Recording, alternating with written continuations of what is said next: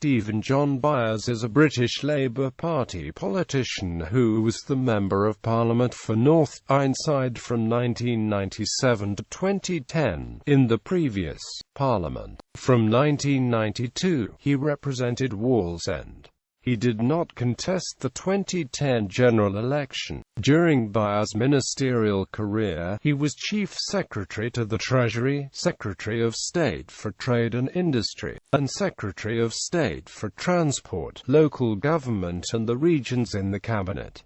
Early career. Stephen Byers was born in Wolverhampton. He was educated at Wyndham College, a state-run day and boarding school, Chester City Grammar School and the Chester College of Further Education. He then gained a law degree at Liverpool John Moores University and became a law lecturer at Newcastle Polytechnic in 1977, a post he retained until his election as a Member of Parliament in 1992. Byers was elected as a councillor to the North Tyneside District Council in 1980 and was its deputy leader from 1985 until he became an MP in 1992. Reportedly a former supporter of the entryist militant group once active within the Labour Party, a claim which he says isn't true. Byers had publicly rejected the group's approach by 1986. In the 1983 general election, he contested the Conservative stronghold seat of Hexham, finishing in third place and some 14,000 votes behind the former Cabinet Minister Geoffrey Rippon. He was first elected to Parliament in the 1992 general election in Wallsend, a Labour stronghold, following the retirement of Ted Garrett, and secured a majority of 19,470.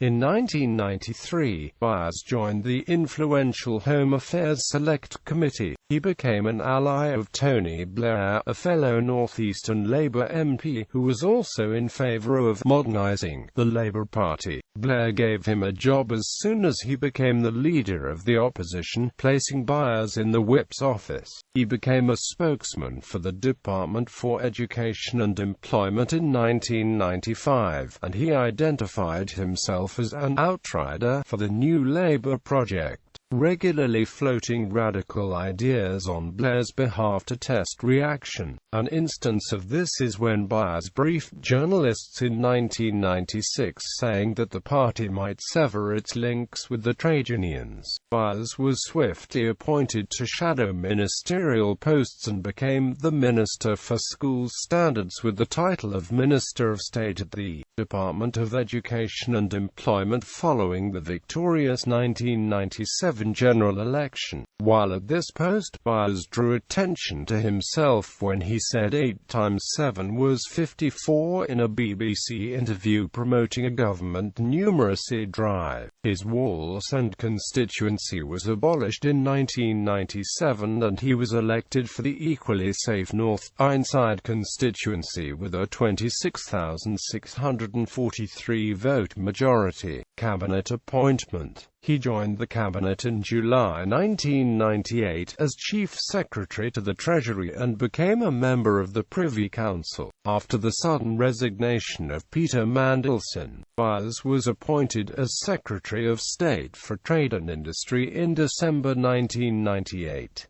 After the 2001 general election, he was made Secretary of State for Transport, Local Government and the Regions.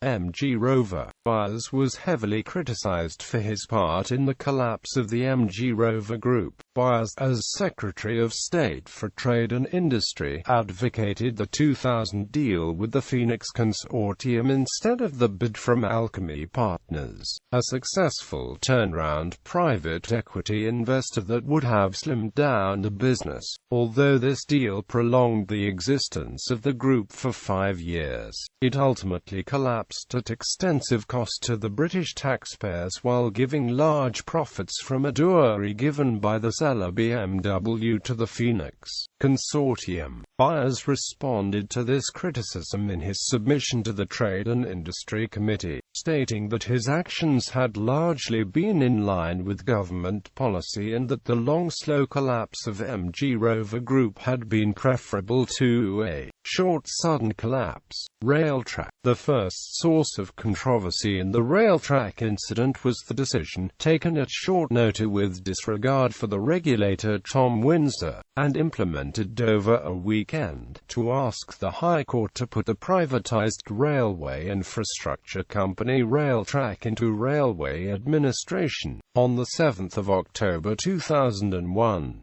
This ultimately led to the creation of Network Rail, which effectively renationalised Britain's railway infrastructure company. Although the British Office for National Statistics insisted that the placement of Network Rail in the private sector was correct, Byers, in Parliament on the 24th of October 2005, said that he made no apology for unwinding the Tory privatisation that was Railtrack. Byers' decision angered those private investors who had lost money, and under pressure from the city, the government eventually had to offer compensation.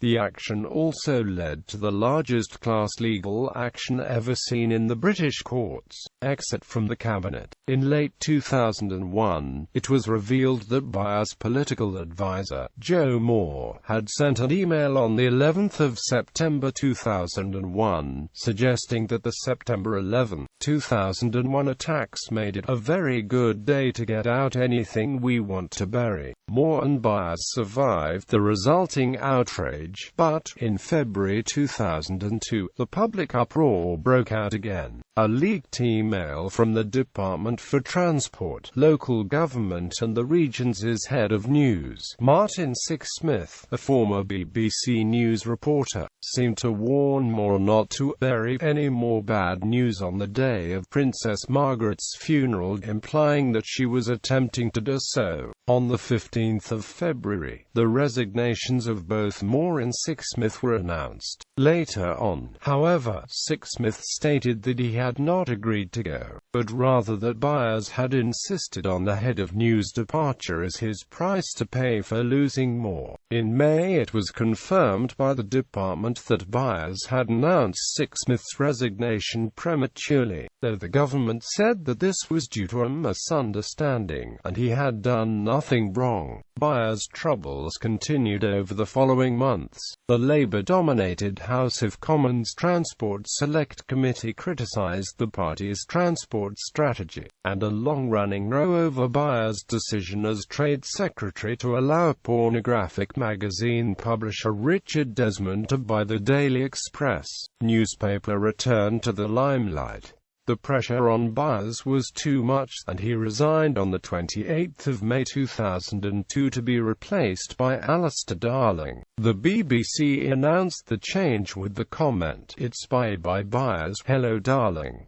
Return to backbenches. On the backbenches, Byers kept up pressure for the Labour Party to keep to the centre ground. In August 2006, he suggested that Labour heir apparent Gordon Brown should discard the inheritance tax to prove his new Labour credentials to Middle England. This suggestion was widely criticised by many MPs, who claimed that the publicity surrounding Byers' plan would frighten constituents in the high-priced South into believing they would have to pay death duties, when most won't. On the 14th of November 2009, he announced that he would be stepping down from Parliament at the 2010 general election, following the criticism of the Prime Minister over the budget of 2007, which dismissed the 10% starting rate of income tax as well as that of 2008, which included a planned 2% rise in fuel duties. Byers accused Gordon Brown of manipulating the tax system for tactical advantage, and urged an immediate halt to proposals to increase taxes on motorists. He also condemned the government's proposed inheritance tax reforms that had been launched in response to opposition proposals to reform the tax.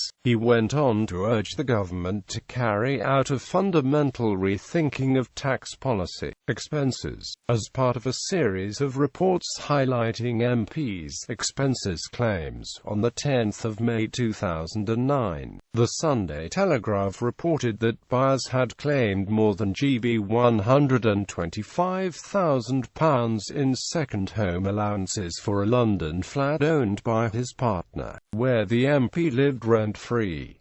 Allegedly included in his expenses claims was £27,000 for redecoration, maintenance, and appliances for the property. Lobbyist investigation. In March 2010, Byers was among the politicians caught out by undercover journalists who were posing as lobbyists from an international company. The journalists were from the Sunday Times and filming for a Channel 4 investigatory series called Dispatches.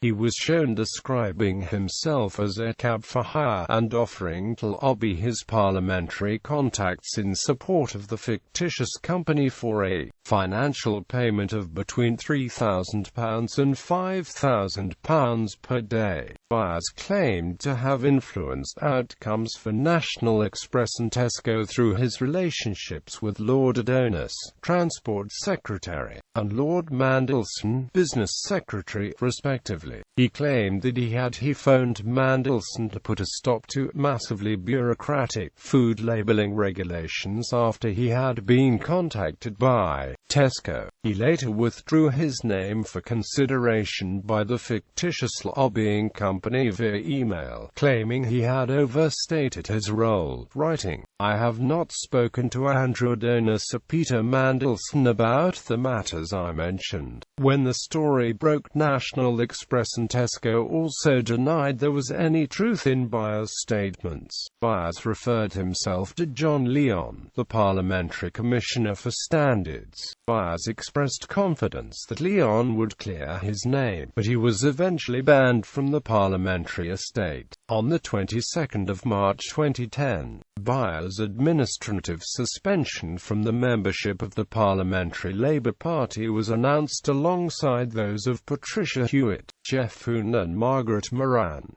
However, all four remained members of the Labour Party itself. On the 9th of December 2010, Jeff Hoon along with Stephen Byers and Richard Cabourn were banned from Parliament. The Standards and Privileges Committee banned Jeff Hoon for a minimum 5 years as his was the most serious breach, whilst Byers received 2 years and Cabourn 6 months.